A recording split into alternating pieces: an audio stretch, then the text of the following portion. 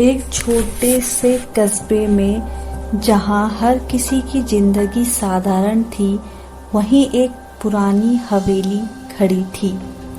हवेली को भूतिया हवेली कहा जाता था, क्योंकि लोगों का मानना था कि वहां कोई खजाना छुपा हुआ है। लेकिन हवेली में जाने की हिम्मत किसी में नहीं थी। अमन, कबीर और रीना 3 दोस्त थे जिन्हें रोमांच और रहस्य बहुत पसंद था। एक दिन वे हवेली के बारे में बात कर रहे थे।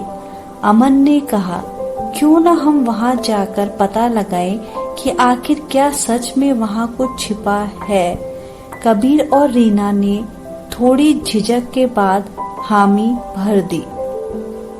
अगली रात चांद की हल्की रोशनी में तीनों हवेली पहुँचे। हवेली टूटी फूटी और अंधेरी थी। जैसे ही उन्होंने अंदर कदम रखा, दरवाजा अपने आप जोर से बंद हो गया। वे डर गए, लेकिन हिम्मत करके अंदर बढ़ने लगे। हवेली की दीवारों पर अजीब अजीब चित्र बने हुए थे और हर कोने से अजीब सी आवाजें आ रही थी। चलते चलते उन्हें फर्श पर एक पुराना नक्शा मिला।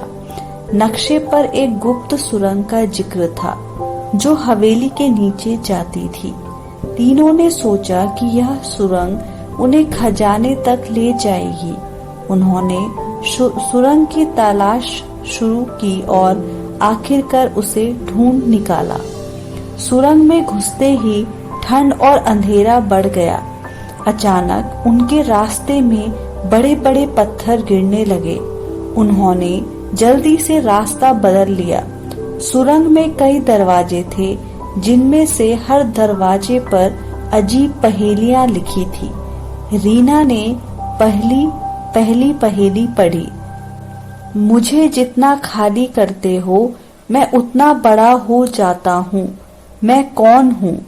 कबीर ने तुरंत जवाब दिया, गड्ढा। दरवाजा खुल गया। जैसे ही वे आगे बढ़े, उन्होंने महसूस किया कि कोई उनका पीछा कर रहा है। जब वे मुड़े तो देखा कि एक अजीब सी परछाई उनकी ओर बढ़ रही थी। अमन ने कहा, भागो। वे दौड़ते हुए सुरंग के दूसरे छोर तक पहुँचे। सुरंग के अंत में एक बड़ा कमरा था। वहाँ एक पुराना संदूक रखा था।